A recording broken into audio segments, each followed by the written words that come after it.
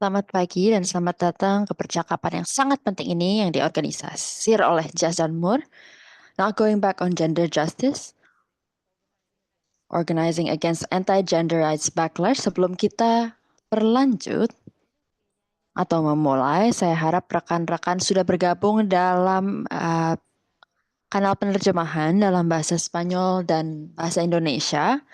Untuk percakapan hari ini kami punya dua kanal penerjemahan. Tema hari ini adalah tak ada jalan mundur untuk keadilan gender, berorganisasi melawan reaksi anti hak gender.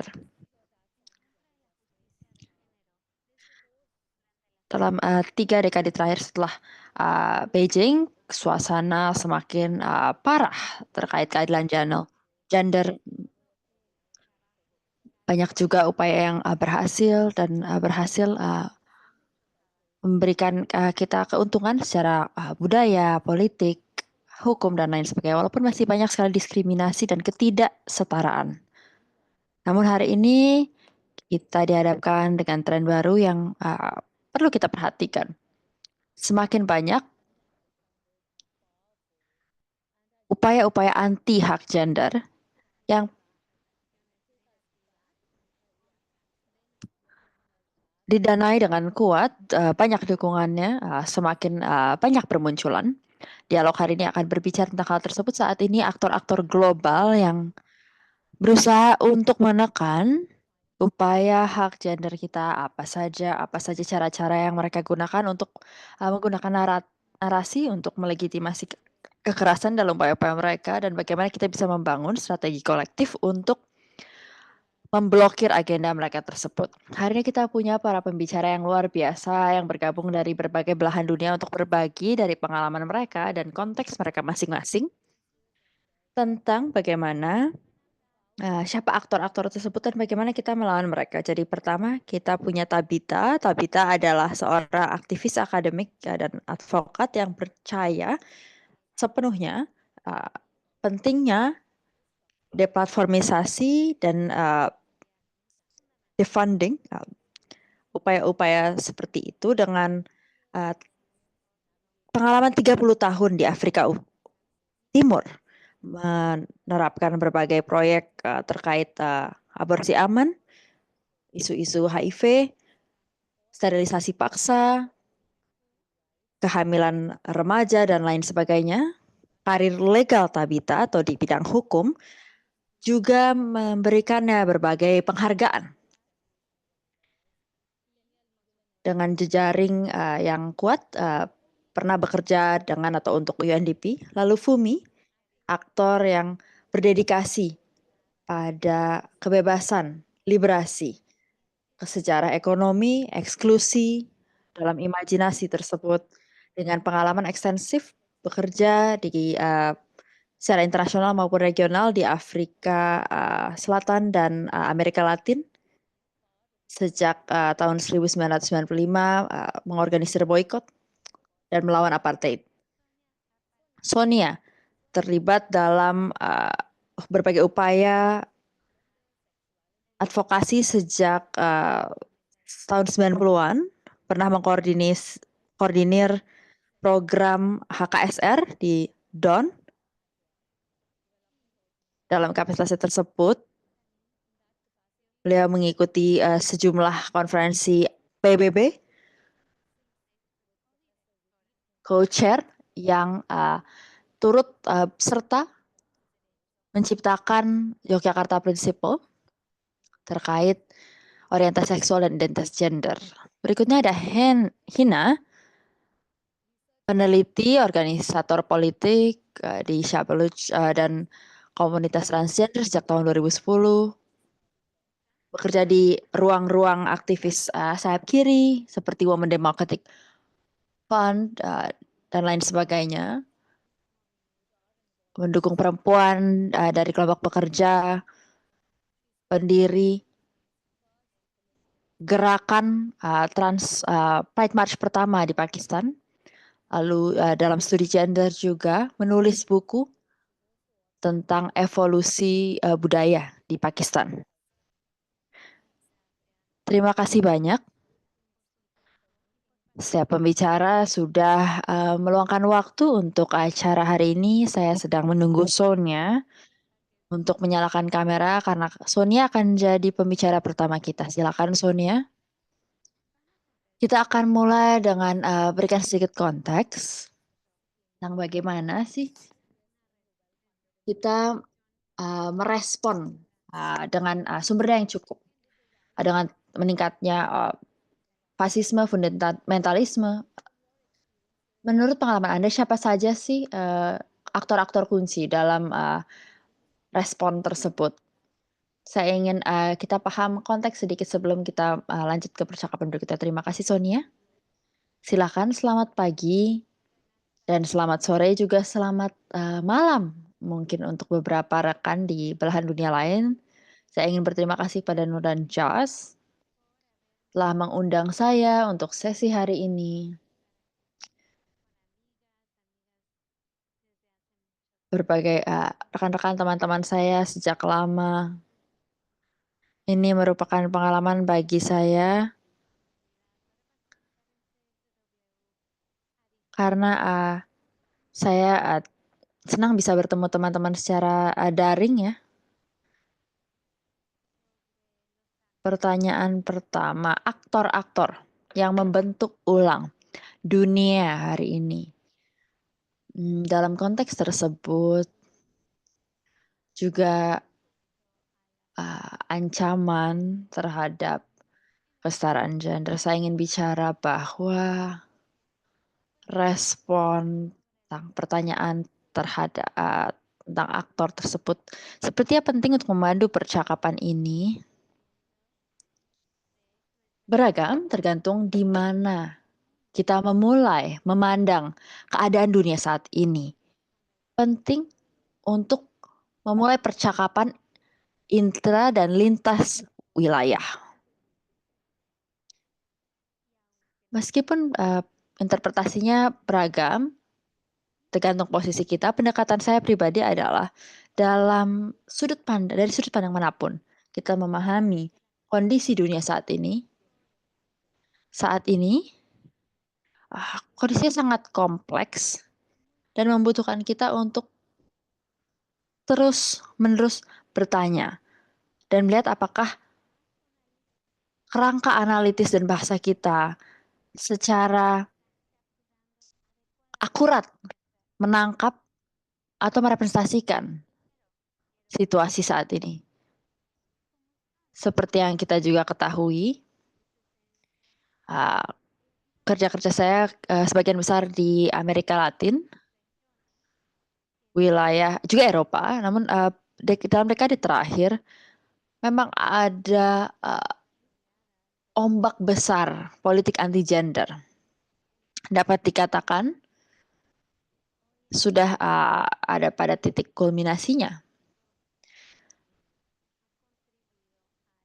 Apalagi dampaknya dari administrasi Trump yang kedua. Dengan pergeseran-pergeseran politis yang kita amati saat ini, banyak serangan terhadap keadilan gender, tapi lebih dari itu, meningkatnya rezim post-fasis atau pasca-fasis. Sudah terjadi pula secara historis tahun 30-an, gender adalah inti dari kekacauan ini. Seperti halnya di masa lalu tentang perempuan, namun juga tentang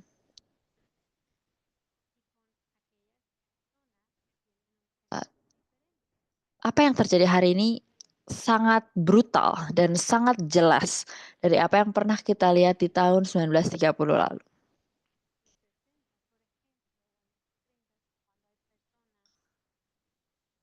Dan tentunya menjadi musuh besar di Amerika Serikat. Dunia yang neofasis ini tentunya ada banyak keterkaitannya dengan berbagai bentuk ketidaksetaraan lainnya.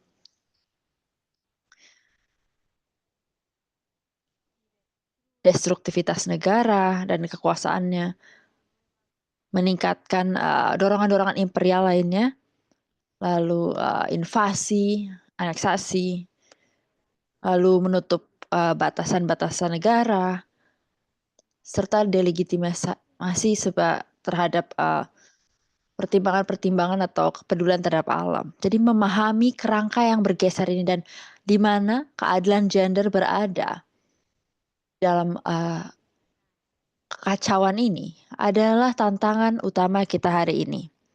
Poin lainnya yang saya rasa juga sangat penting adalah memahami ini memang belum tidak dimulai oleh Trump tahun 2016 atau 2019 atau di Argentina 2022. Tidak, ini adalah hasil dari proses panjang rekonfigurasi pemimpin keagamaan ultrakonservatif dan juga yang sekuler sampai daripada tahun 1960-an dalam bentuk yang beragam di Amerika Serikat, Eropa, wilayah saya sendiri Amerika Latin. Namun ada satu elemen yang sama. Kekuatan-kekuatan ini meninggalkan mode aksi politis yang reaksioner dalam keterlibatan terhadap pertarungan-pertarungan permanen untuk menarik hati masyarakat untuk hegemoni politik. Di sini yang kita sebut teori Gramscian atau pergeseran Gramscian dalam teori gender. Saya curigai bahwa kelompok feminis dan progresif belum benar-benar memahami pergeseran ini. Dan terakhir, saya akan akhiri di sini dalam konteks aktor-aktor yang paling penting. Aspeknya adalah kemampuan untuk memahami konteks dan kondisi yang semakin berubah tergantung tempat, realitas politik, kesempatan politik. Untuk banyak dari Anda pasti sudah mengetahui ini. Saya menggunakan metafor Hydra, binatang dengan banyak kepala bergerak ke segala arah dan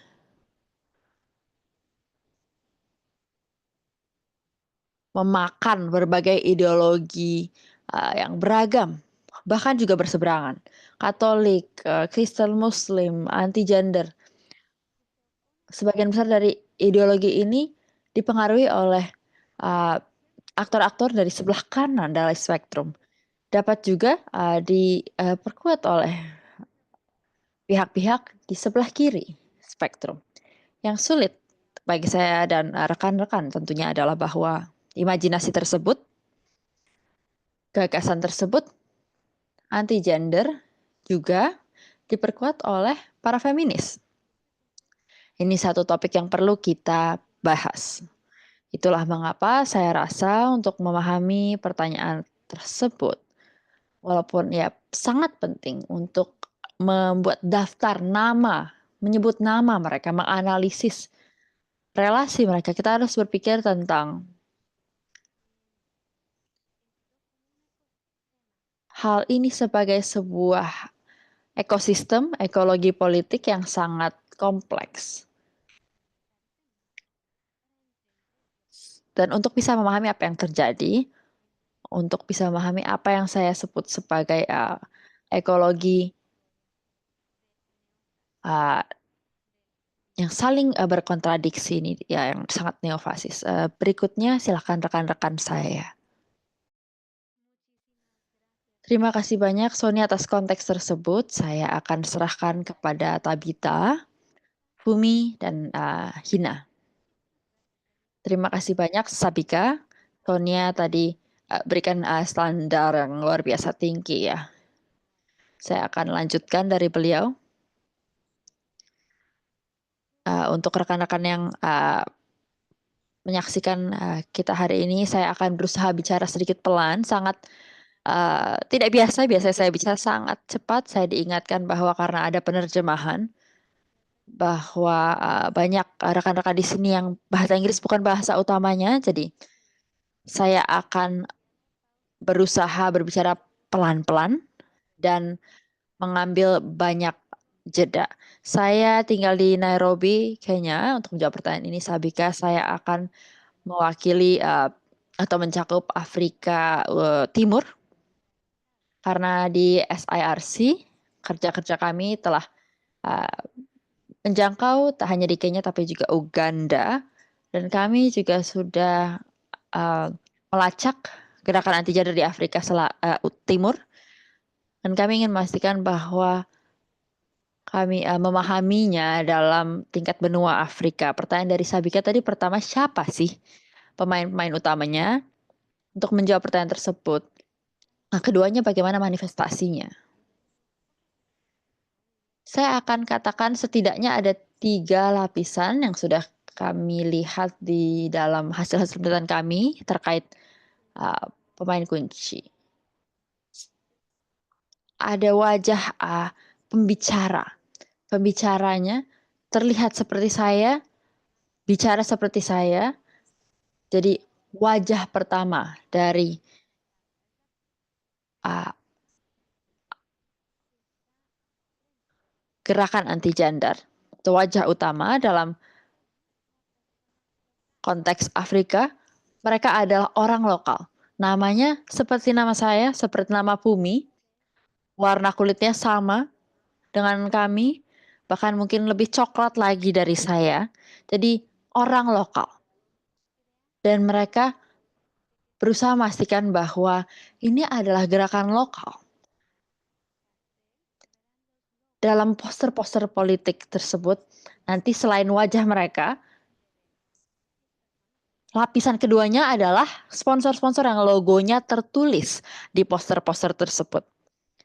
Sebagian besar logo-logo tersebut bukan mitra dari belahan dunia selatan, tapi biasanya jejaring-jejaring politik aliansi yang membela kebebasan. Bukan aktor-aktor dari Afrika, tapi yang mensponsor acara tersebut. Jadi lapisan keduanya adalah aktor dari belahan dunia bagian utara yang mendanai serangan-serangan tersebut. Lalu, ketika Anda sibakan tirainya, mereka yang ada di belakang pendanaan tersebut adalah serangkaian aktor lainnya, keluarga yang mendanai, memberikan sumber daya untuk hal tersebut. Manifestasi dari Afrika, kita sudah melihat tak hanya mempekerjakan orang-orang lokal, kita melihat National Prayer Breakfast, acara-acara lokal di Ghana, Kenya, Uganda, sedang ada pandemi tersebut.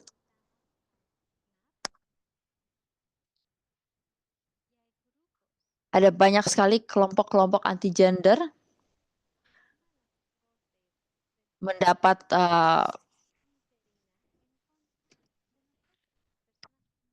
perintah sementara uh, atau mengklaim ke pengadilan bahwa kita, kami orang-orang lokal uh, membungkam mereka, mereka menuntut kami dan mendapat perintah sementara untuk menghentikan kami dari bicara.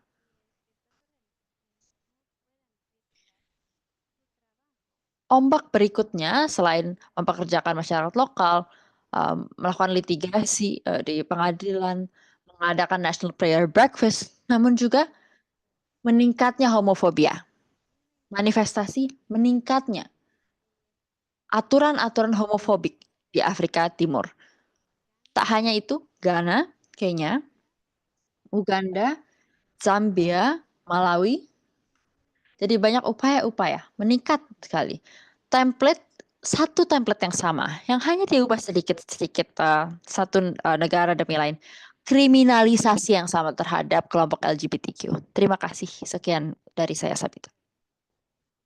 Terima kasih banyak, Sabita. Berikutnya, Fumi. Luar biasa, terima kasih. Banyak rekan-rekan sekalian, luar biasa. Kita banyak bergantung pada penelitian yang dilakukan oleh Sonya, Sabita, Nana, jurnalis. Informasi yang kita dapatkan dalam hal strategi gerakan terkait pertanyaan ini, ada dua hal yang ingin saya lakukan untuk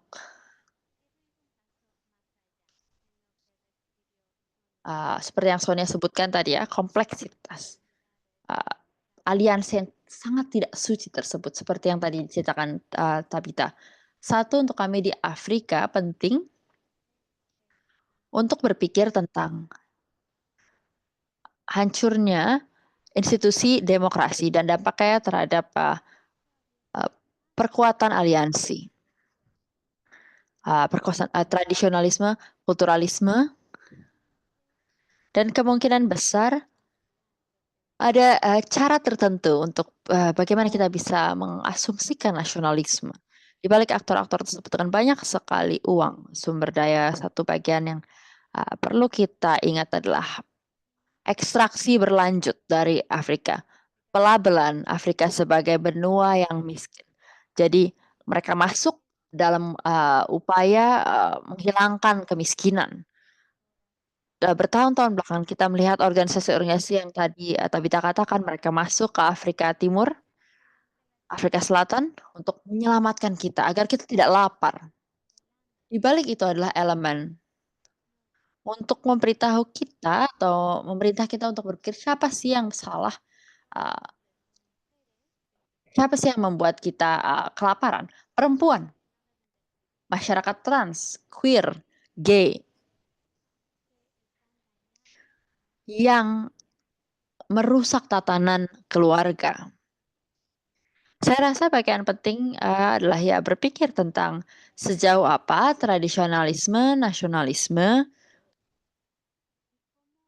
merupakan pintu yang membuka atau terbuka terkait dengan siapa aktornya. Kita juga tidak bicara tentang, belum bicara tentang kekerasan antar aktor tersebut yang dimaksudkan untuk mendukung ideologi ini. Apa cara yang tepat untuk berperilaku, tatanan keluarga. Saya rasa kita tidak boleh melupakan aktor-aktor yang juga merupakan tetangga. Orang yang Anda temui di jalanan saat kita bicara tentang hate crime di sebuah negara seperti di Afrika Selatan. Karena konstitusinya, karena posisi geopolitis yang strategisnya, proyek dan lain sebagainya. Karena kita tidak bisa berpikir tentang isu ini tanpa berpikir tentang keseimbangan politis. Dan bagaimana misalnya pembekuan pendanaan bukan hanya disebabkan oleh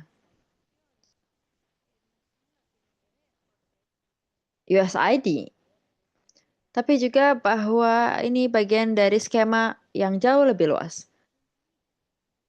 Menjadi negara seperti ini, seperti kami. Bagi saya, aktivis feminis memahami kompleksitas ini adalah memahami apa saja hal-hal yang selama ini diabaikan.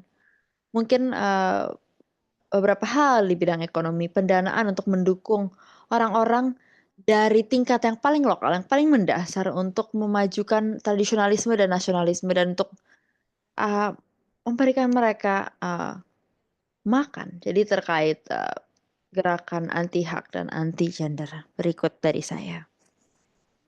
Terima kasih Bumi. Hina.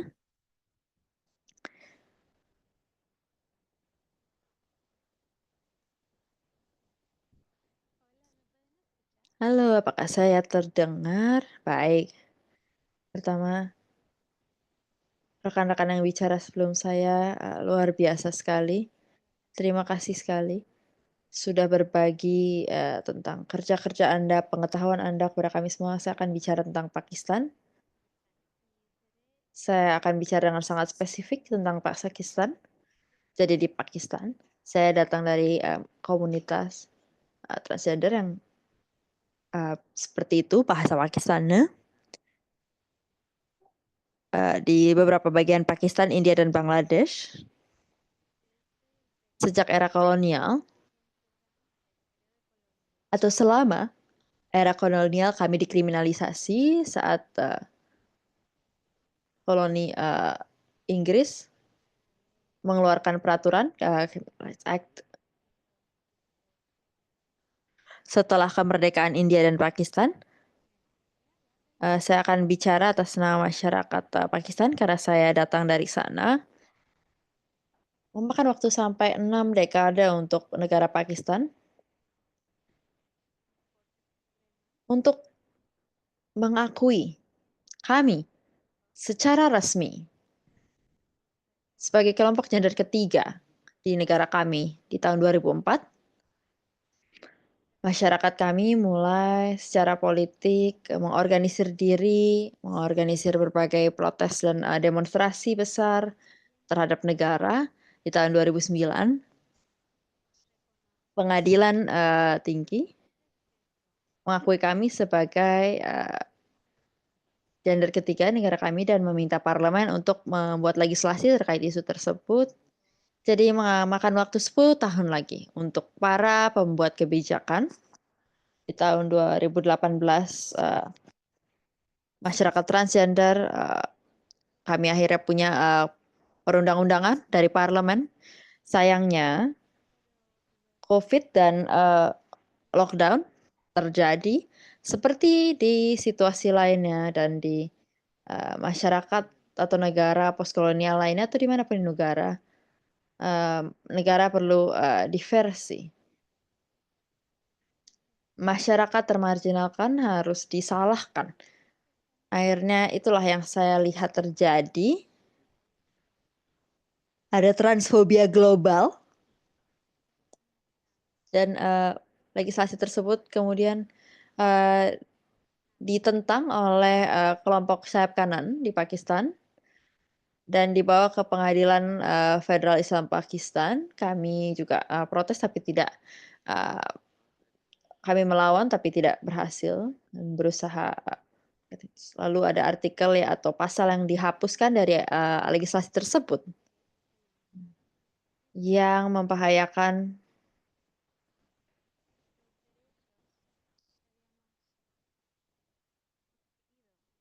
kebebasan yang telah kami berhasil capai, berjuang 2 dekade melawan negara, akses terhadap tempat tinggal, kesehatan, hak untuk punya kartu identitas, untuk pemilu. Masyarakat dan aktivis masyarakat maju ke pengadilan tinggi Pakistan. Lalu mereka juga mengorganisir serangan terhadap masyarakat kami di seluruh negara kami. Tentunya dari sayap kanan didukung oleh para mesin-mesin negara. Cukup baru bagi kami, komunitas kami. Memang dari dulu sudah ada kekerasan terhadap masyarakat atau komunitas kami. Tapi biasanya ada 2 jenis kekerasan. Pertama, dipukuli, dibunuh, kekerasan fisik atas nama harga diri keluarga. Jadi oleh anggota keluarga. Atau oleh pasangan intim. Namun sayangnya dengan adanya ombak tren transfobia secara global ini, kami menemukan satu pola baru dalam gerakan transfobia atau anti-trans di Pakistan yang didanai oleh banyak organisasi sayap kanan global. Orang-orang yang bekerja dan berbicara vokal untuk isu-isu ini menentang legislasi tersebut, menghapuskan hak-hak masyarakat trans di Pakistan. Mereka beraliansi dalam aliansi sayap kanan global, terutama bersama rekan-rekan di Amerika Serikat dan Inggris. Jadi agenda asing yang diperkenalkan dalam negara kami harus menyatakan kami masyarakat adat dengan sejarah 4.000 tahun, kami bukan bagian dari masyarakat asing. Kami sudah ada sejak berabad-abad lalu dan uh, transfobia hidrofobia ini memang sudah ada sejak masa kolonialisme. Sejak itu kami sudah berjuang keras sekali. Pada tahun 2022, kami pertama kali mengorganisir Trans Pride pertama di Pakistan. Setelah melakukan beberapa penelitian dan bertanya sana sini, kami menentukan bahwa tahun 2022, akhir 2023, Pakistan termasuk dari beberapa negara yang paling tidak aman, bahaya untuk masyarakat trans terkait kekerasan terhadap masyarakat trans. Dan tipis sekali situasi dengan Brazil. Sangat sedih karena secara sejarah kami Holdesra di Pakistan mendapat penerimaan budaya. Berubah sekali kondisinya karena perubahan kondisi dunia. Jadi itu yang ingin saya bagikan kepada rekan-rekan sekalian. Ini juga merupakan update dari saya terkait situasi terbaru di Pakistan. Terima kasih. Terima kasih banyak Hina dan rekan-rekan sekalian. Saya rasa jawaban dari para pembicara telah memberikan kita pandangan yang baik, wawasan yang baik tentang bagaimana gerakan keadilan gender bukan hanya pada tingkat kontekstual atau lokal, tapi ada solidaritas internasional. Mereka mendukung satu sama lain. Para kelompok sayap kanan ini mereka ada di setiap konteks kita. Dan kalau kita menggali lebih dalam, kita akan menemukan orang-orang yang serupa, organisasi yang serupa yang melakukan kerja-kerja seperti ini. Namun terlepas dari respon negatif tersebut, legal, hukum, sosial, misinformasi, propaganda, kita terus berlanjut melawan gerakan keadilan gender, terus melawan, dan agenda sayap kanan kita masih ada di sini dan terbuktikan bagaimana upaya-upaya kita sangat besar, berbagai keberhasilan pencapaian kita. Berikutnya kita ingin mendengar dari rekan-rekan sekalian apa saja sih strategi yang sukses digunakan dalam konteks krisis secara global yang kita lihat dalam pengalaman-pengalaman kita untuk mengatasi reaksi negatif tersebut dan melanjutkan pekerjaan kita ke depannya. Anda mau mulai terlebih dahulu, Sonia, silakan. Terima kasih. Saya bisa jawab dengan cepat terkait pertanyaan tentang narasi, bahasa, semantik. Saya rasa seperti yang sudah saya sampaikan sebelumnya, pergeseran mode operasional politik, kelompok ultrakonservatif, agama, namun juga ultra kanan sekular. Keterlibatan dalam pertarungan budaya, perang budaya, semantik, narasi, bahasa, diskursus adalah hal yang sentral dalam operasi tersebut. Dan saya rasa satu poin yang penting terkait hal tersebut adalah tren ini atau pergeseran ini sangat difasilitasi atau dimungkinkan oleh digitalisasi politik dan kehidupan. Saya juga bisa katakan bahwa fasisme atau kekuatan fasis baru ultra kanan tersebut tidak akan ada tanpa adanya platform-platform digital masa kini dan infrastruktur digital masa kini, dan sangat tidak disengaja, tidak aksidental kekuatan-kekuatan tersebut, sosok-sosok di Silicon Valley seperti Elon Musk dan lain sebagainya, mereka adalah bagian dari gerakan tersebut sejak awal. Aspek kedua yang saya rasa juga sangat penting adalah saya rasa kita harus memahami bahwa meskipun semantik, narasi, dan diskursus tersebut diperkuat atau mulai dari para kekuatan-kekuatan tersebut, sebenarnya besar peran misinformasi di sini, kebohongan, defamasi, lalu menciptakan kisah-kisah yang begitu buruk. Dalam misalnya pemilu Brazil 2018, serangan terhadap fantasi ideologi,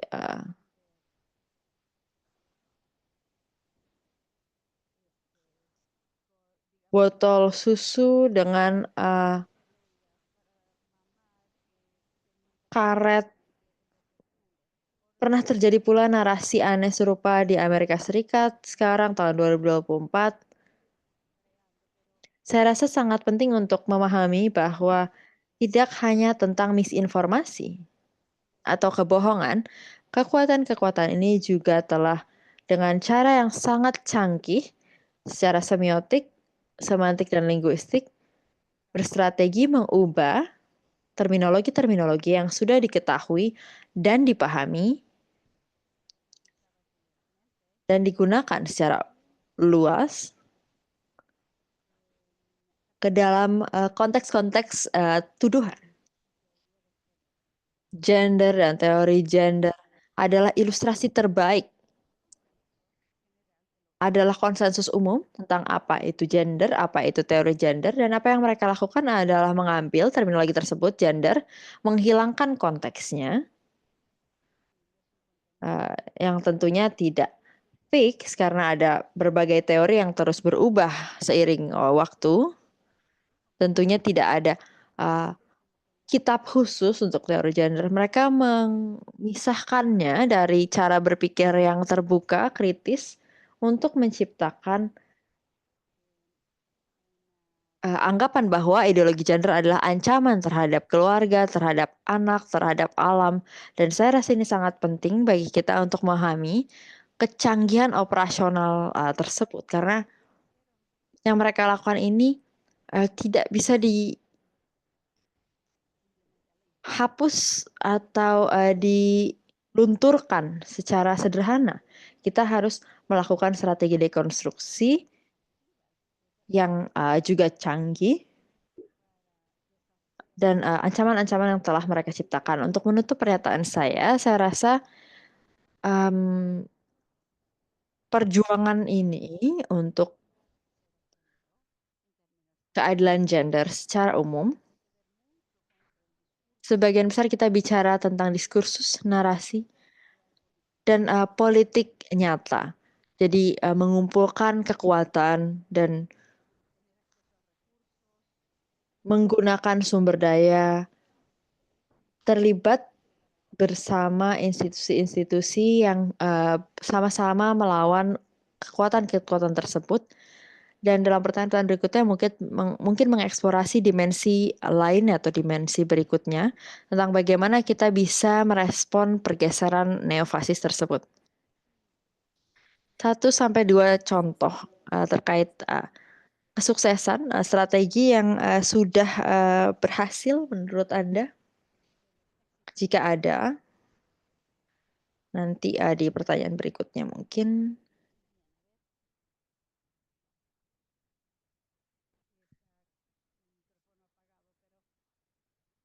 Baik.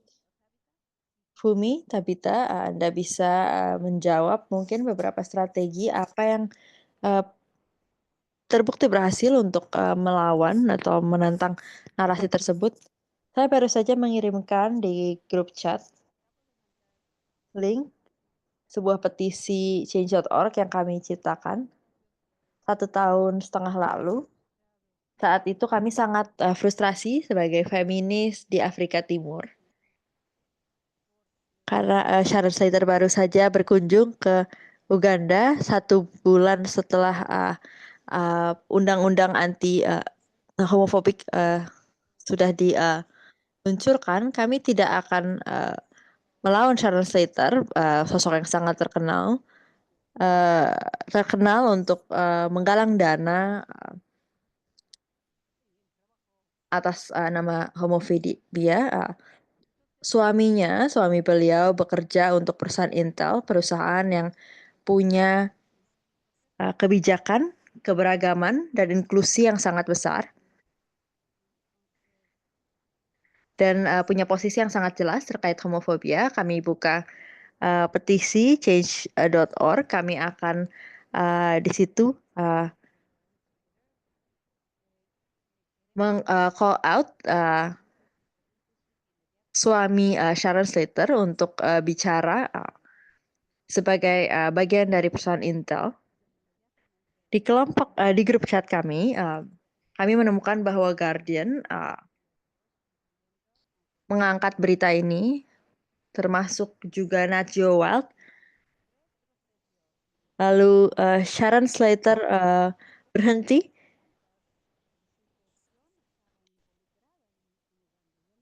dan akhirnya mereka menyatakan tidak terlibat sama sekali di Uganda. Jadi strateginya bagi kami adalah memastikan bahwa kita harus menyebutkan nama mereka dan menyatakan kesalahan mereka secara publik.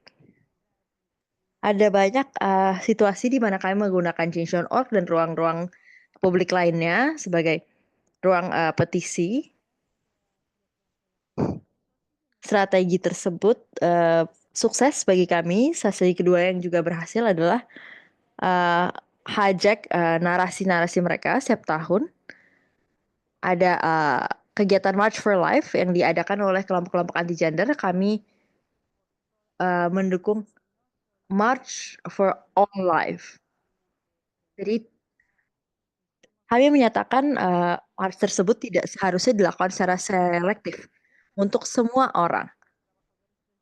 Untuk para pekerja seks yang terbunuh, perempuan yang mati dibunuh karena femicide, anak-anak yang dibunuh selama protes di Kenya tahun lalu.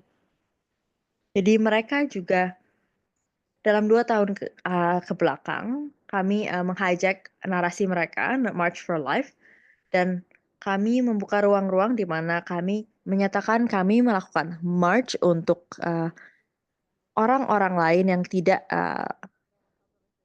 mereka dukung sebelumnya.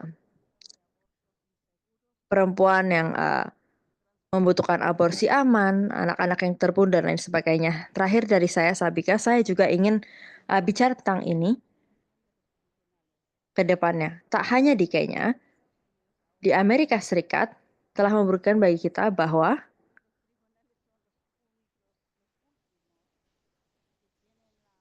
jika ini adalah sebuah peperangan, pengadilan adalah titik terakhir dan kita harus percaya pada pengadilan. Mereka tidak bisa menginisiasi aksi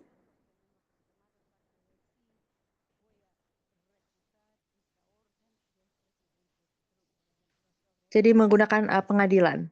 Meskipun memakan waktu yang sangat panjang dan lain sebagainya.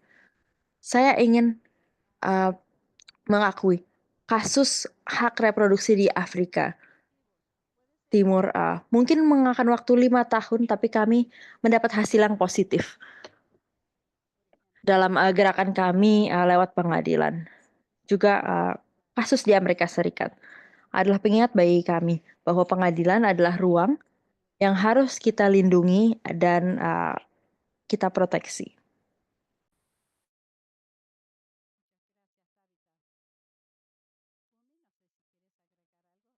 Ya, saya ingin menambahkan beberapa hal dari apa yang dikatakan oleh Sabika dan Sonya.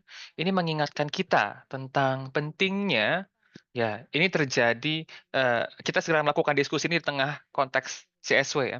Berarti kita juga harus mengakui bahwa ada kemenangan-kemenangan setelah berpuluh-puluh tahun kita melakukan gerakan, setelah proses-proses PBB di Kairo, lalu kemudian konferensi dunia melawan rasisme.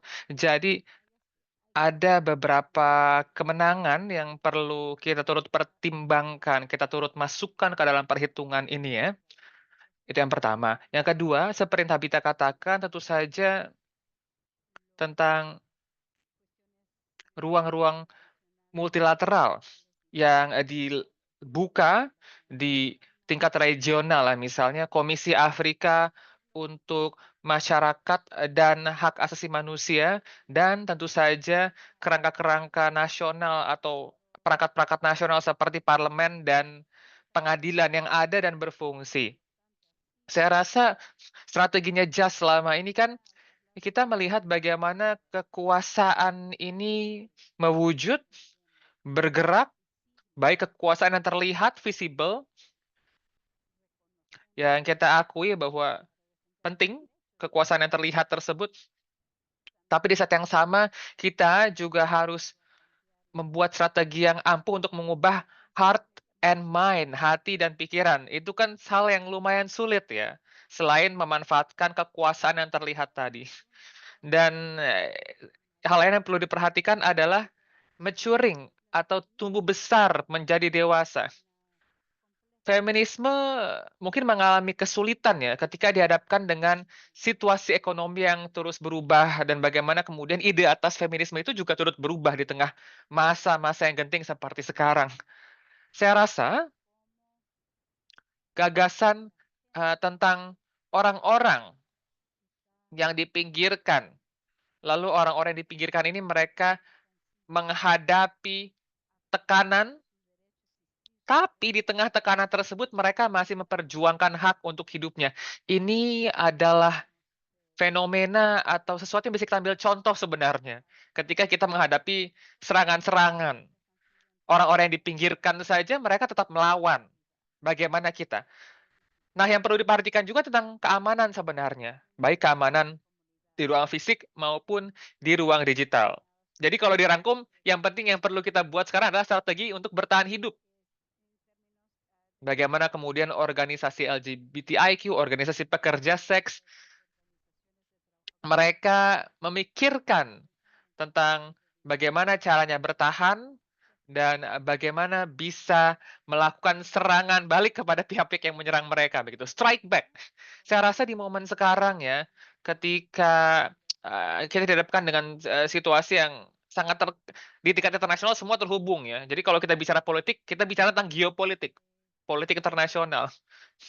Dan bagaimana kemudian ada aliansi antara pria berambut oranye dan pihak yang sedang melakukan genosida sekarang, hal ini kan menghasilkan pukulan-pukulan mundur terhadap pemenuhan hak-hak kesehatan seksual dan reproduksi. Dan ini harus kita pertimbangkan bagaimana kemudian di tengah situasi koalisi antara dua negara tadi, sikap Rusia, sikap negara-negara lain. Nah, kita perlu memahami apa sih strategi lokal, nasional, dan regional yang bisa kita rumuskan dan kita implementasikan untuk melawan.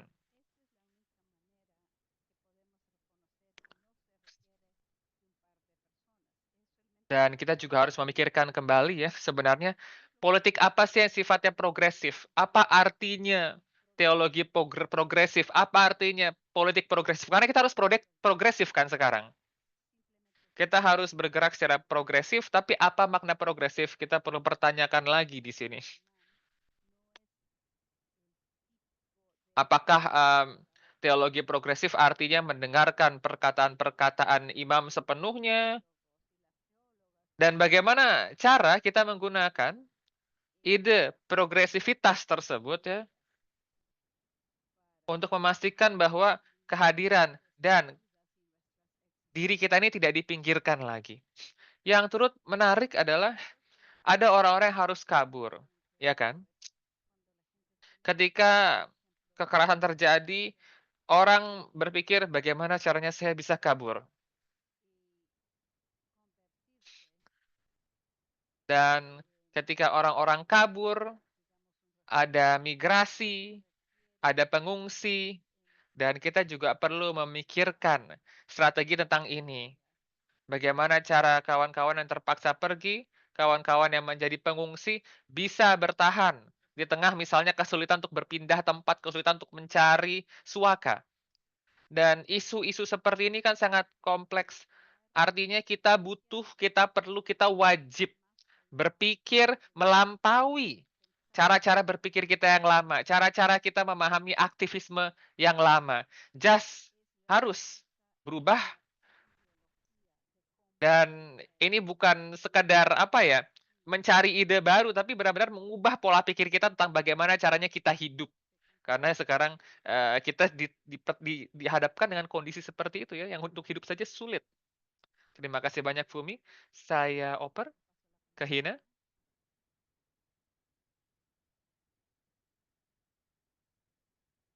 Ya,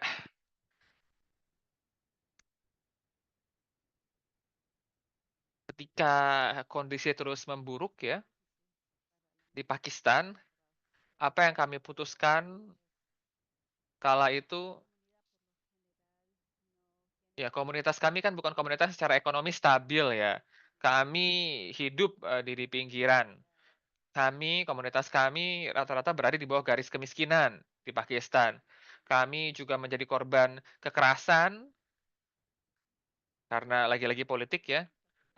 Dan komunitas kami juga kemudian hanya bergantung pada 3 sumber, pendapatan. Contohnya, penampilan menari, sebagai penari, dan, sebagai pekerja seks. Dan sumber-sumber penghasilan lain, eee hampir tidak ada dan sumber-sumber penghasilan yang biasanya dilakukan oleh kawan-kawan komunitas kami, dianggap sebagai sumber penghasilan yang tidak baik oleh masyarakat Pakistan dan penghasilannya pun tidak stabil ya. Pemerintah Pakistan dan masyarakat Pakistan kemudian merasa terganggu ketika komunitas Hawajra, komunitas trans, eee, puan di Pakistan menuntut hak atas, pendidikan, hak atas kerja, dan kesetaraan horizontal begitu ya. Itu yang kemudian, membuat, kami tidak bisa diterima, membuat masyarakat kaget. Jadi masyarakat Pakistan itu sebenarnya tidak masalah gitu kalau misalnya melihat para transpuan ini menari, transpuan ini bekerja sebagai pekerja seks, tapi ketika kami menuntut kesetaraan hak, kesetaraan pendidikan, akses pendidikan, mereka kaget. Dan setelah tuntutan ini, negara kemudian menerbitkan berbagai propaganda. Jadi kami lihat banyak kawan-kawan transpuan yang dibunuh, tapi apa yang kami lakukan kemudian adalah sesuatu yang mungkin tidak tidak terbayangkan ya kala itu. Saya awalnya tidak berpikir bahwa mungkin nih melakukan hal ini, tapi saya rasa komunitas transpuan di Pakistan ini kan komunitas yang sangat terorganisir. Kami adalah komunitas yang sangat terorganisir dan berbeda dengan kawan-kawan trans, di tempat-tempat lain ya, di luar Pakistan. Kalau di Pakistan dan di India, komunitas transnya ini sangat sangat kekeluargaan, sangat sangat erat, sangat terorganisir. Jadi kami kemudian, mengontak kawan-kawan komunitas dari kota-kota lain di Pakistan dan kami kemudian turun ke jalan. Kami mulai melakukan demonstrasi secara reguler di Islamabad, Karachi, di Lahore. Kami mulai jadi sebelum salah satu tokoh kami ditangkap oleh polisi, awalnya kan kami sangat takut dan kami, tidak mau gitu ya berhubungan dengan polisi begitu. Tapi setelah salah satu kawan kami, ditangkap, jadi kami melihat begitu ya, ketika ada kawan trans yang ditangkap tanpa alasan di stasiun, polisi, semua anggota komunitas yang ada di area tersebut akan menggeruduk atau akan datang ke kantor polisi, menuntut pembebasan kawan yang ditahan. Awalnya padahal kami takut polisi. Nah inilah sebenarnya intinya, pengorganisiran. Dan hal ini kemudian memaksa negara untuk bernegosiasi dengan kami dan berbicara dengan kami, melihat kami sebagai manusia begitu. Meskipun awalnya mereka menolak, tapi sekarang mereka mau membuka dialog dengan kami. Kemudian, kemajuan besar terjadi. Nah, di tengah-tengah, pergumulan ini, ada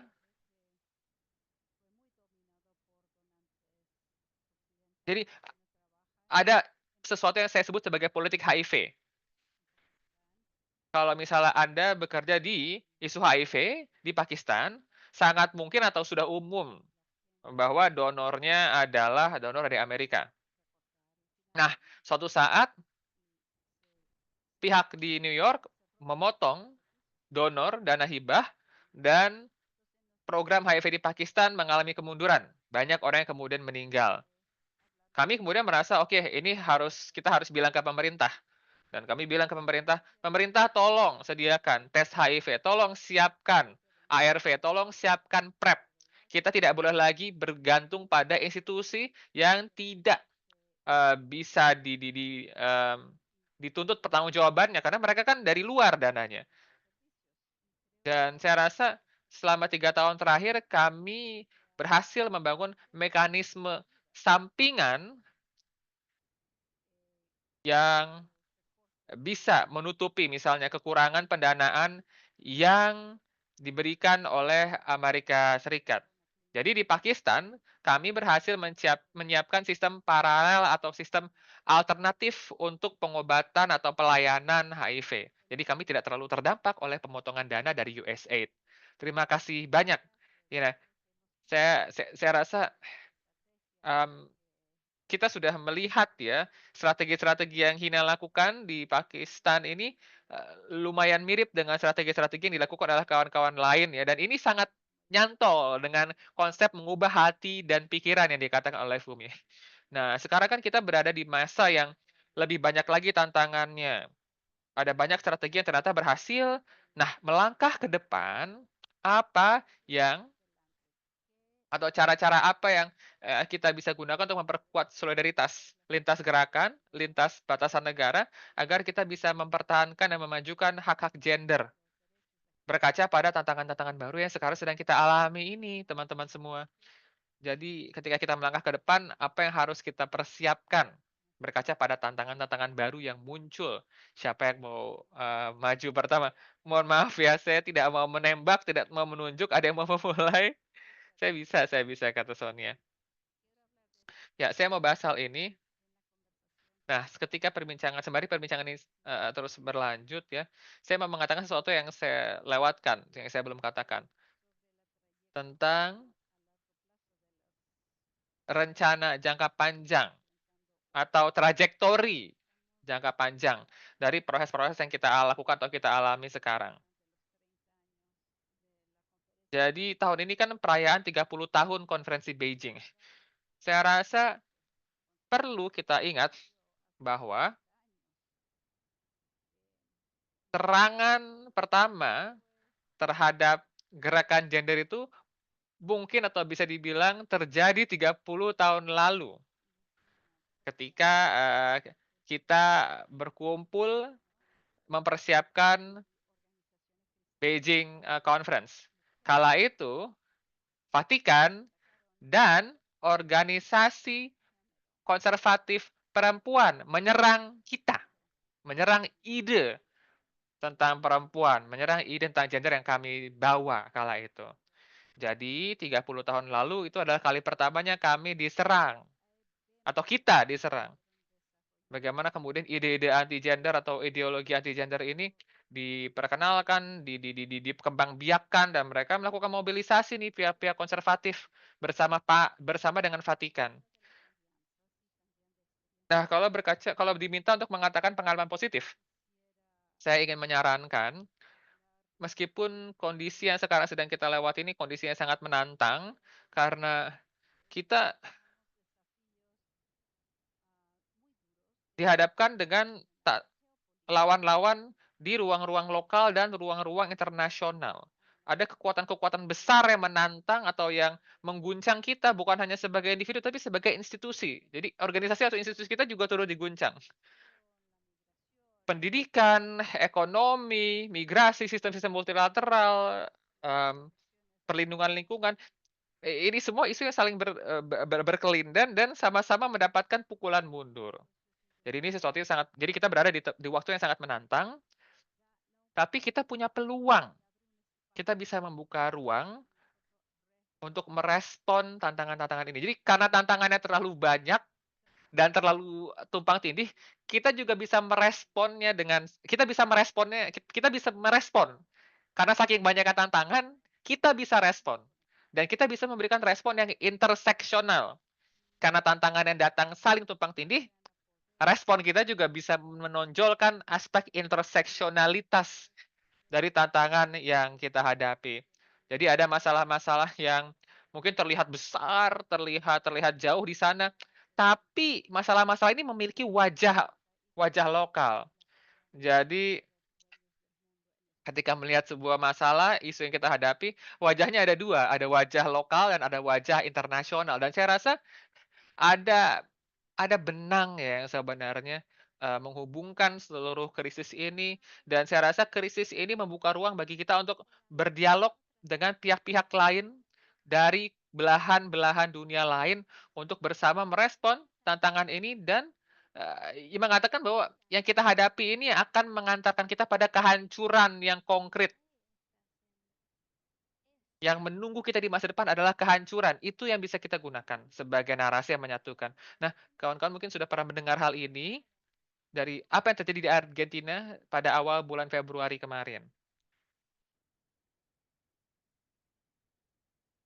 Gerakan LGBTIQ+ Argentina, mereka memutuskan untuk mengorganisir Pride March ya, festival Pride di bulan Februari untuk merespon serangan yang,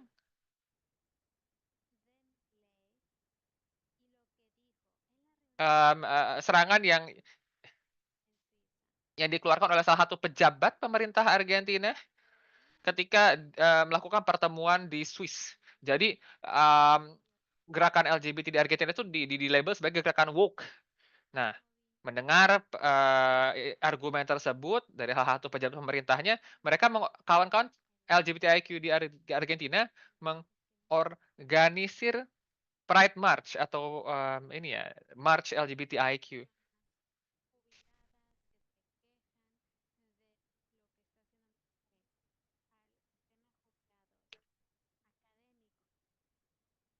Maaf, bukan pejabat pemerintah, tapi presiden Argentina. Jadi presiden Argentina namanya Javier Milei, dan Javier Milei ini ketika dia hadir di salah satu sesi di Swiss, dia mengatakan, hal yang tidak baik tentang komunitas LGBTIQ. Nah, ketika kawan-kawan trans atau kawan-kawan LGBTIQ di Argentina membuat Pride March untuk merespon pernyataan presiden yang tidak benar, yang mengatakan bahwa LGBTIQ itu adalah komunitas yang woke, ide yang tidak baik, ternyata komunitas atau anggota masyarakat yang lain juga turut bergabung. Misalnya para veteran, mereka ikutan komplain, dengan kebijakan misalnya, pensiun dari presiden yang diluncurkan oleh presiden Argentina. Ibu-ibu rumah tangga juga kemudian ikut melakukan komplain. Jadi dari satu gerakan Pride March yang digagas oleh komunitas LGBTIQ, kelompok-kelompok lain, sektor-sektor lain yang mungkin awalnya kita tidak terhubung, yang mungkin awalnya kita tidak bisa berdialog dengan mereka, jadi turut mendukung, jadi terhubung begitu. Jadi saya rasa ini salah satu contoh yang baik ya, tentang bagaimana cara kita membangun gerakan. Bukan hanya membangun solidaritas, tapi membangun politik perlawanan yang tajam dan jelas begitu. Dan ini kan artinya kita butuh gerakan transnasional ya. Kita tidak bisa merespon, jadi gini, perlawanan lokal tuh memang penting. Ya, resistensi atau gerakan-gerakan di tingkat lokal penting. Perlu kawan-kawan untuk melakukan perlawanan di tingkat lokal. Misalnya kawan-kawan trans di Amerika Serikat, kawan-kawan LGBT di Argentina, mereka menang kan ya kemarin. Perempuan-perempuan yang mencoba mengakses aborsi di Brazil misalnya, karena kan lagi-lagi aborsi legal pun sulit.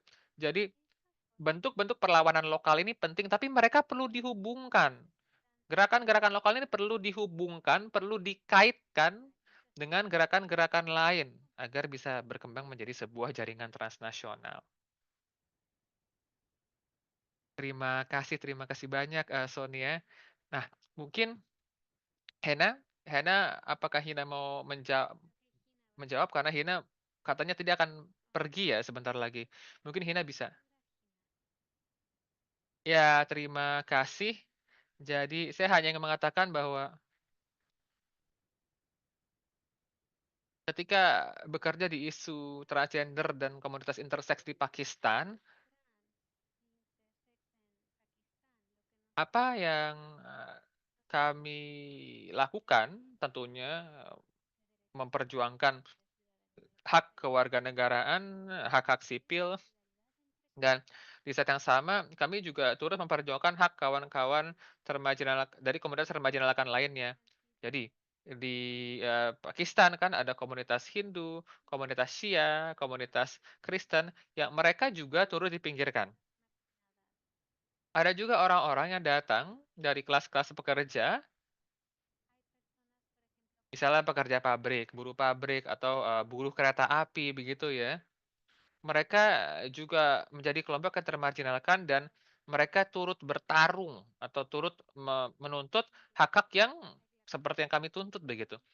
Jadi, kami menyadari bahwa tidak ada, peperangan yang bisa dimenangkan kalau kita hanya sendiri. Kita harus membangun solidaritas lintas komunitas dan kita harus menjembatani perbedaan dan kita harus duduk lalu menyamakan persepsi dan menyatu sebagai sebuah gerakan. Ada kekuatan di balik angka, semakin besar jumlah yang berjuang, semakin besar kekuatan yang dihasilkan. Dan kami akhirnya bisa mendorong pemerintah karena kami berjaring nih dengan orang-orang yang sama-sama termarginalkan. Karena kawan-kawan yang termarginalkan mereka paham apa yang kami alami, apa yang kami rasakan. Dan kami juga meminta pertolongan dari aktivis di India dan di Iran, aktivis trans ya, dan, mereka kemudian, memberikan dukungan yang cukup besar kepada kami, jadi melakukan seperti kunjungan pertukaran solidaritas ya. Kalau yang dari India kan budayanya kan lumayan mirip dengan kita, dan Iran, dengan aktivis dari Iran, kami meminta dukungan ideologis ya, karena di Pakistan argumen yang digunakan untuk melawan kelompok trans kan adalah bahwa kami tidak sesuai dengan ajaran agama. Jadi menjadi orang trans itu bukan kejahatan di Pakistan, tapi, ini adalah sesuatu yang melawan agama katanya. Dan kami kemudian, dikontak oleh sekelompok aktivis trans dari belahan dunia bagian utara, kami berbincang dengan mereka. Jadi kawan-kawan yang ada di belahan dunia bagian utara, ketika mereka melakukan, atau membela atau melakukan perjuangan akan aku rangkum ya. Jadi yang Hina katakan kadang-kadang nih orang-orang atau aktivis dari, belahan dunia bagian utara, kalau mereka berbicara atas nama kita, mereka malah membuat kita terkena masalah. Jadi tolong jangan berbicara atas nama kita, kami hargai Anda memperjuangkan hak-hak trans, tapi biarkan kami berbicara untuk diri kami sendiri, kira-kira seperti itu. Fumi silahkan. Ya, saya rasa kita harus terus mengingat sejarah ya, misalnya sejarah kediktatoran di Amerika Latin ya, yang dulu mewabah di Amerika Latin, kolonisasi di benua saya di Afrika, dan ya saya berasal dari negara yang dan negara-negara yang baru saja merdeka beberapa, puluh tahun yang lalu. Penting bagi kita untuk mengingat sejarah, belajar dari sejarah, meskipun, mmm, kejadian-kejadian sejarah ini, terjadi di masa lampau, sudah berbeda konteksnya, tapi kita tetap bisa belajar. Nah, setelah mendengar kisah, dari Pride March di Argentina, eee, saya rasa ide yang bisa kita tarik adalah perjuangan yang dilakukan sendirian tidak akan bisa menjawab masalah kita. Jadi di luar isu yang kita perjuangkan, kita harus pikirkan juga bagaimana sih sebenarnya ibu-ibu rumah tangga terdampak, bagaimana sih sebenarnya kawan-kawan buruh terdampak di tengah kondisi yang kita hadapi sekarang. Jadi yang terdampak bukan hanya kita, tapi kelompok-kelompok lain. Jadi saya rasa yang perlu kita pupuk sekarang adalah solidaritas antar masyarakat, karena kita selalu tahu bahwa di belahan dunia bagian utara ada kawan-kawan dari belahan dunia bagian selatan juga kan.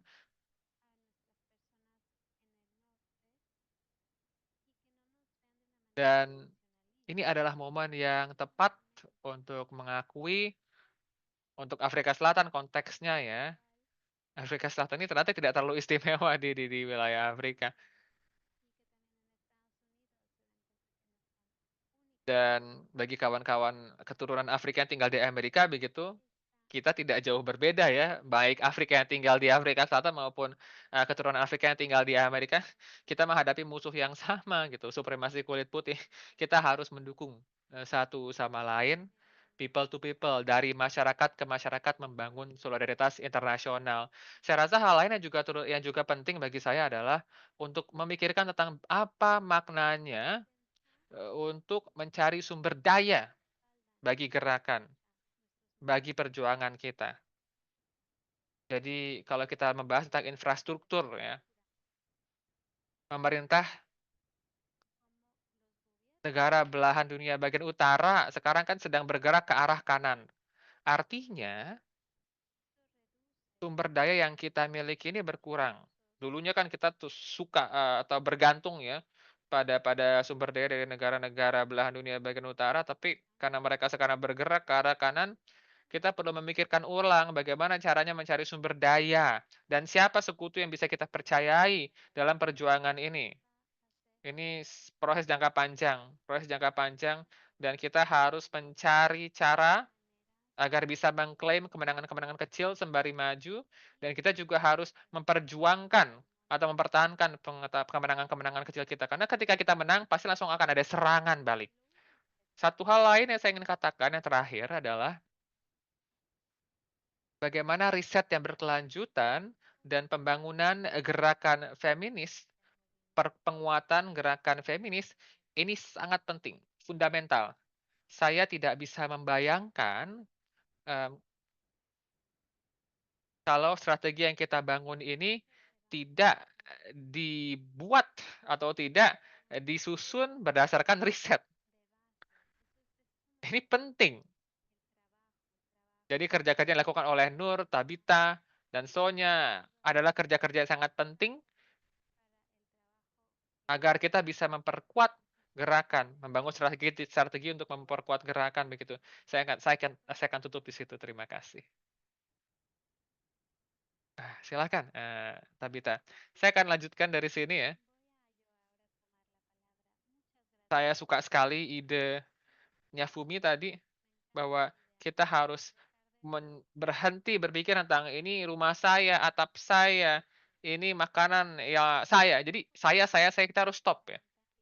Bagaimana caranya kita bisa memupuk solidaritas?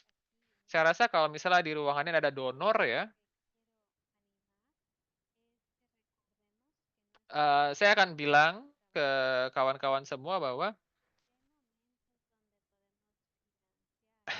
mungkin yang perlu didanai bukan kerja-kerja feminis saja, yang perlu didanai adalah kebahagiaan. Jadi beri dana bukan untuk kami bekerja, tapi beri dana untuk kami berbahagia, ya kan? Karena selama ini kita sudah sering bekerja, sudah banyak menangis. Jadi saya sekarang, menantang kawan-kawan semua di sini, kita butuh atau kita harus membuka ruang yang penuh kebahagiaan. Kita harus siap membangun ekosistem yang bahagia atau ekosistem of joy. Jadi dunia yang diwarnai oleh Donald Trump dan Elon Musk masih ada pojok-pojok kebahagiaan yang bisa kita akses, yang kita bisa duduki bersama. Jadi dari sekarang sampai 2028 atau sampai kapanpun ya, Holocaust, genosida ini berjalan, kita harus bisa membuka atau membuat momen-momen untuk saling duduk, saling ngobrol, tanpa harus berpikir tentang, "Oh ini konferensi ya? Oh ini program ya?" Tidak. Ya udah kita buka aja ruang untuk duduk, mengobrol, dan berbahagia. tanpa perlu diikat oleh program. Jadi saya rasa itu tantangan pertama ya, bisa nggak kita melakukan hal tersebut? Bisa nggak kita membuka ruang-ruang untuk berbahagia tanpa dikekang oleh embel-embel program atau seminar? Nah, yang kedua, teknologi. Teknologi bisa kita gunakan untuk melakukan perkumpulan, untuk berkoordinasi, untuk, bertemu dan untuk saling bertukar pikiran. Karena apapun yang dikatakan di sini pada hari ini dari Kenya, Afrika, Amerika Latin, kita semua sadar bahwa wajah monster Hydra yang kita lihat ini sama dan solusi yang kita rumuskan juga harus sama gitu loh. Dan Hydra itu kan kepalanya ada banyak ya teman-teman. Kita harus saling berkomunikasi. Oke, Fumi dari Afrika Selatan, kamu potong kepala yang sini, saya potong kepala yang sini. Itu yang penting. Itu yang saya rasa bisa saya tambahkan dari apa yang dikatakan oleh rekan-rekan yang lain. Terima kasih banyak. Saya rasa fakta bahwa kita harus, melakukan, penggalangan, solidaritas, baik secara nasional maupun internasional, penting.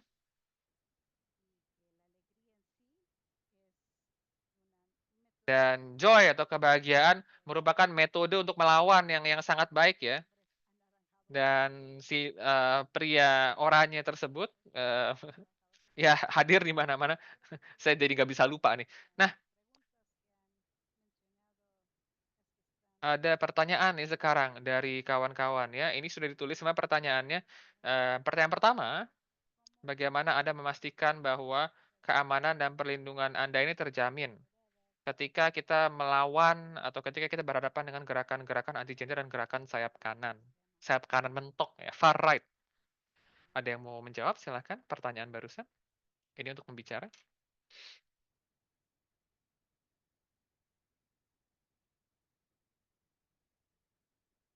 Oke. Fumi, tadi kan kamu yang bilang safety and security. Kamu kan nanti membahas tentang keamanan dan keselamatan. Jadi saya tadi lirik-lirik kamu nih.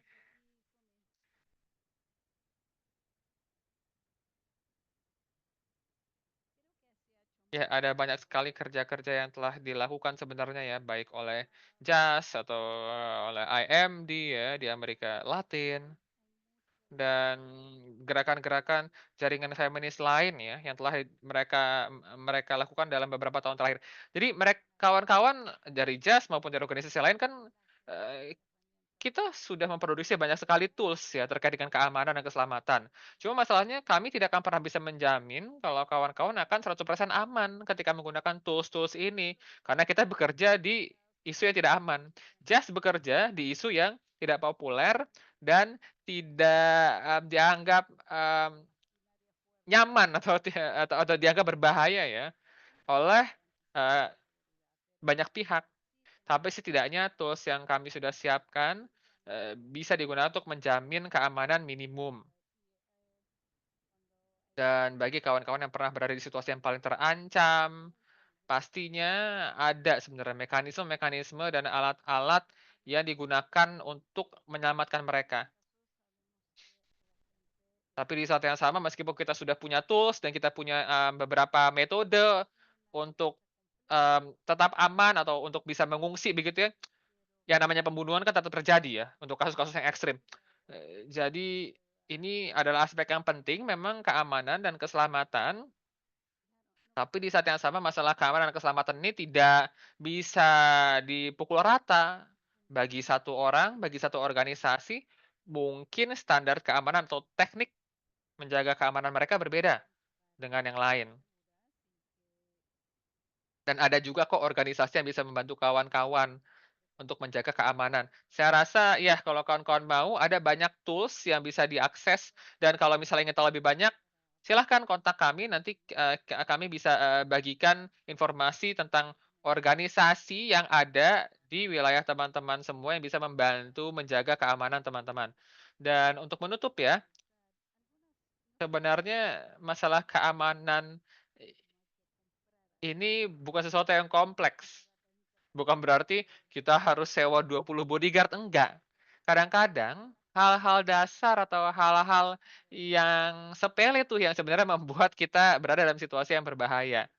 Jadi jangan-jangan sebenarnya kita hanya perlu melakukan satu atau 2 hal untuk menjaga agar diri kita tetap aman. Ya teman-teman mungkin bisa dicek nanti tools-nya dan kalau sudah dibaca, beritahu kami apa yang bisa kami berikan, apa yang bisa kami bantu. Ya pertanyaan selanjutnya,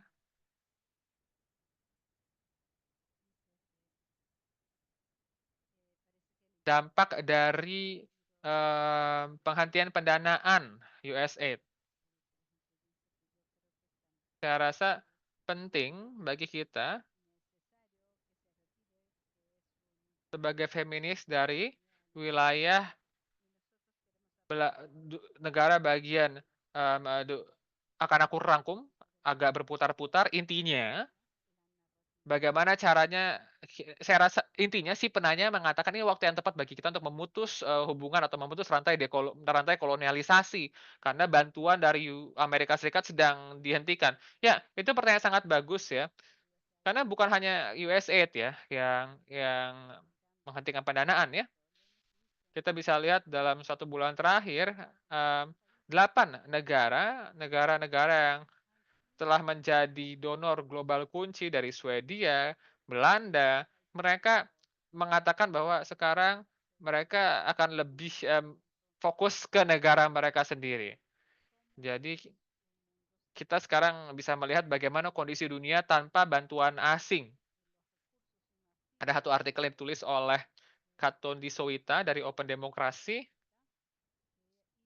Dia melakukan, studi atau jurnalisme investigasi, meneliti organisasi di Uganda dan di Kenya yang melakukan pendanaan alternatif queer.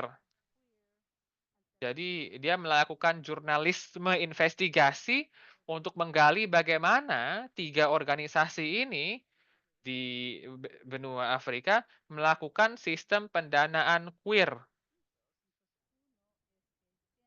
dan saya rasa perlu diketahui bahwa pendanaan alternatif ini ada, tapi kadang-kadang kita luput mendokumentasikannya. Ada kelompok-kelompok kecil yang misalnya lewat bisnis, makanan organik, lewat bisnis peternakan ayam, mereka mendanai kelompok mereka sendiri di Afrika loh, dan dana yang mereka hasilkan ini bisa mempertahankan diri mereka sendiri, self-sustaining dan kreativitas memang biasanya muncul ketika momen-momen ini hadir ya. Afrika di Afrika ada juga sebenarnya ketergantungan, dengan organisasi barat. Nah, ketergantungan inilah yang membuat kita kadang-kadang tidak sadar bahwa di Afrika juga ada filantropi, ada orang kaya, ada donor begitu. Dan kawan-kawan yang ada di ruangan ini, ada 83, kalau misalnya kita masing-masing nih kasih $1 ke semua gerakan yang sekarang kita ketahui gitu ya. Kalau saya misalnya, memberikan ya persepuluhan yang atau sedekah yang biasanya kita kasih ke masjid atau ke gereja, tapi ke gerakan, pasti bisa kita mempertahankan gerakan. Tapi bukan berarti saya menyuruh kawan-kawan untuk tidak lagi memberikan uang ke rumah ibadahnya ya, kata Tabita. Saya rasa, kita punya bayangan bahwa yang namanya penggalangan dana itu harus $800 juta, tidak. Di sini kita bisa melihat bahwa banyak gerakan yang melakukan penggalangan dana dalam skala yang lebih kecil dengan menggunakan metode yang yang lebih, sederhana, misalnya, lewat konser, lewat menjual, barang-barang tertentu. Ini kreatif ya, dan kalau misalnya di Afrika Timur sekarang jam 4.30. Kalau teman-teman misalnya nanti bisa kontak saya lagi besok pagi ketika pikiran saya masih segar, saya bisa kasih teman-teman 10 ide untuk bisa menggalang dana. Tapi saya juga harus menekankan ya, ya mungkin kita tidak boleh, eee, menganggap bahwa USAID ini iblis begitu ya atau setan. Saya merupakan penerima manfaat. Saya bekerja di isu vaksinasi, HIV dan HPV. Sebagai perempuan yang punya 2 anak, saya menikmati menikmati, fasilitas vaksin yang hadir di Kenya karena USAID. Jadi, saya rasa kawan-kawan semua penting bagi kita untuk tidak misalnya mengantagonisasi, USAID. Meskipun iya, USAID adalah alat kolonialisme baru, tapi di sisi yang sama ada masa-masa baik loh USAID. Kita bisa melihat vaksin, kesehatan ibu, lalu kemudian kita lihat, intervensi tuberkulosis, intervensi, penyakit yang ditulak oleh nyamuk, itu terjadi di negara-negara kita. Jadi bagi kawan-kawan yang pernah menjadi penerima manfaat, saya juga ingin mengatakan, bisa nggak kita kemudian, eee, jadi kita di saat yang di satu sisi harus, kritis, ya USAID kadang-kadang disalahgunakan, tapi ada juga waktu-waktu di mana USAID ini memberikan manfaat begitu, karena saya dulu salah satu penerima manfaatnya. Soalnya saya ingin merespon pertanyaan tentang sistem multilateral, di, PBB. Tapi saya ingin melanjutkan dari apa yang Tabita katakan. Saya rasa krisis ini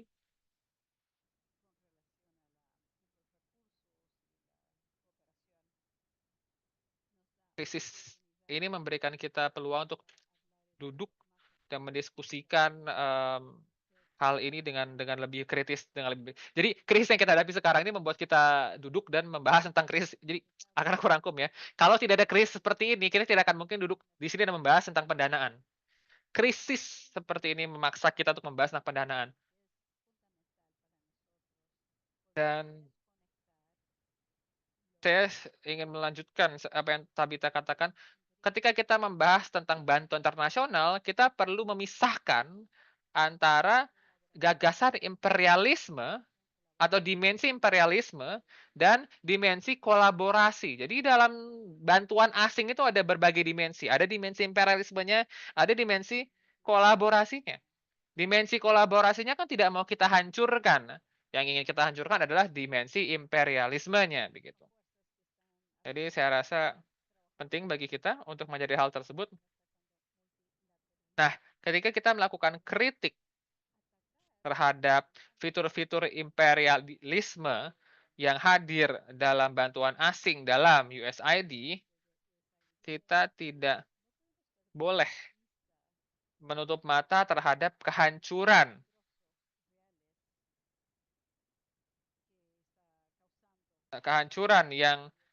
yang terjadi di lapangan karena pendanaan USAID dihentikan.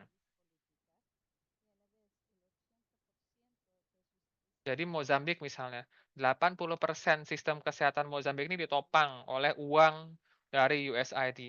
Jadi saya nggak bisa bayangkan apa yang sekarang terjadi di Mozambik ya. Malaria, kesehatan ibu, HIV, ini semua ditopang oleh USAID. Jadi kita boleh mengkritik imperialisme, tapi di saat yang sama kita tidak, boleh menutup mata terhadap bencana-bencana yang mungkin terjadi karena ada penghentian pendanaan USAID. Jadi, ya intinya kita harus adil ya, kita melihat yang namanya bantuan internasional ada baik, ada buruknya. Nah, kalau misalnya tentang PBB, ini dari teman saya pertanyaannya dari Raja, saya rasa terkait dengan PBB,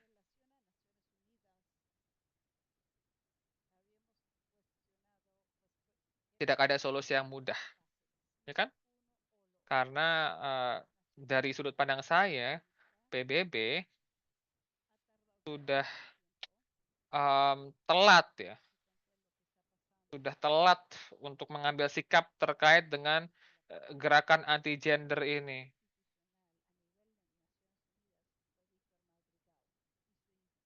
Jadi kalau teman-teman lihat, Victor Madrigal menulis laporan tentang, gelombang anti gender pada tahun 2021, ya, itu tahun 2021. Jadi PBB saya rasa mereka menunda-nunda ya untuk merespon gerakan atau gelombang anti gender ini. Ini kita perlu kritik. Kita harus bilang bahwa, ya kalian telat dan PBB harus membuat sistem yang lebih konsisten. Jadi sistem PBB kan juga sedang diserang ya. Bagaimana kita bisa, mendukung, PBB,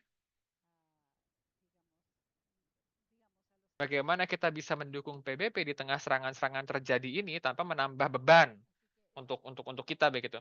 Jadi saya rasa kita harus, bisa ini ya, berdiri sebagai aktor yang independen di tengah dan melihat ke kanan ke kiri, kira-kira jalan mana atau rute mana yang perlu kita ambil. Ya, saya rasa saya mau berhenti sekarang karena waktunya sudah hampir habis. Terima kasih teman-teman semua, terima kasih Sonia, Fumi, Tabita, dan Hina, dan tim JAS seluruhnya ya.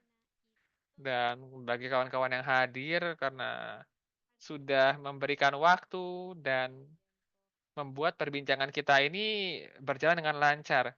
Sangat jelas bahwa ini bukanlah akhir dari perbincangan kita. Masih akan ada seri-seri lanjutan dari perbincangan ini, dan kami mendapatkan banyak sekali pengalaman, ide untuk dipikirkan, dan saya rasa ini adalah waktu untuk berharap ya teman-teman semua. Saya ingin membaca beberapa bait sebelum kita tutup, kutipan dari puisi. Ketika bersama kita bangkit, saya adalah kamu, suara kita bergema bagaikan guntur, kita berjalan bersama, tidak dalam bayang-bayang satu sama lain, tetapi sembari berpegangan tangan, tidak diikat oleh darah, tapi diikat oleh janji yang kita buat, dan kita perlu ketahui bahwa kita tidak akan bebas sampai semua orang bebas. Kita semua tidak akan tenang sampai semua tenang. Ini adalah perjuangan yang kita lakukan bersama-sama.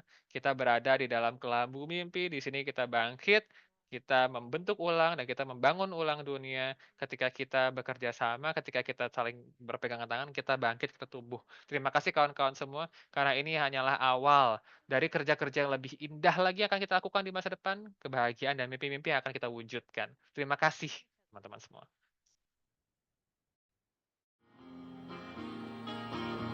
Cause finally the tables are starting to turn. Talking about a revolution.